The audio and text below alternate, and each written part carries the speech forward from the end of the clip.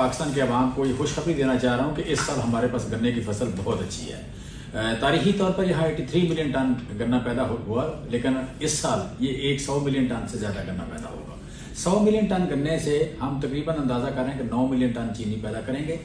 हमारी जो नेशनल ज़रूरत है वो 6.1 मिलियन टन है। सो हमारी तकरीबन को 1.5 साल की चीनी इस साल पैदा होगी। इसमें हम 2 काम कर रहे हैं।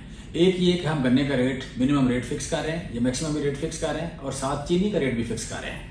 लिहाजा हम किसान को उसका रेट पूरा मिलेगा, फिर शुगर मिल को उसका प्रॉफिट पूरा मिलेगा, फिर ट्रेड का प्रॉफिट जो है डीलर प्रॉफिट वो भी उसको मिलेगा, और एंड पे ये 80 रुपये या 80 रुपये से कम कीमत पे हम चीनी बेचेंगे। चीनी बेचने की इजाज़त होगी, और चीनी जो है वो गवर्नमेंट के कंट्रोल में या गवर्नमेंट की मॉनिटरिंग में होगी, ताकि कोई बंदा इसको महंगा ना बेच सके। 1 नवंबर से हम शुगर मिलने चला रहे हैं। 1 नवंबर के बाद हर रोज़ रेट कम होना शुरू हो जाएगा। इस वक्त भी जो चीनी हम दे रहे हैं 90 रुपये, ये इंटरनेशनल मार्केट से कम है। लिहाजा अगले साल हम इंटरनेशनल मार्केट से वाज़े तौर पर चीनी थोड़े रेट पे बेचेंगे।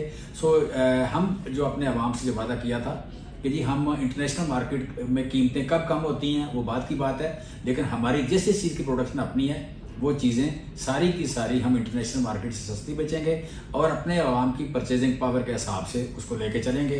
इंशाल्लाह पहले जिस तरह आटे का रेट सस्ता हुआ है, इसी तरह अब वेरी सून आप कह लें कि चीनी का रेट सस्ता होने जा रहा है, और इसके बाद घी और दालें।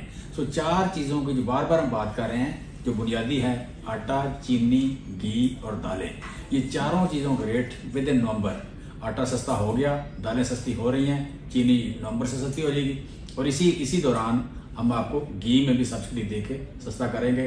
पाकिस्तान के अवाम के लिए खुशखबरी है कि चीनी बड़ी तेज़ी से इसी महीने अगले महीने 1 से नीचे आना शुरू हो जाएगी, और 80 रुपये आपको मिलेगी।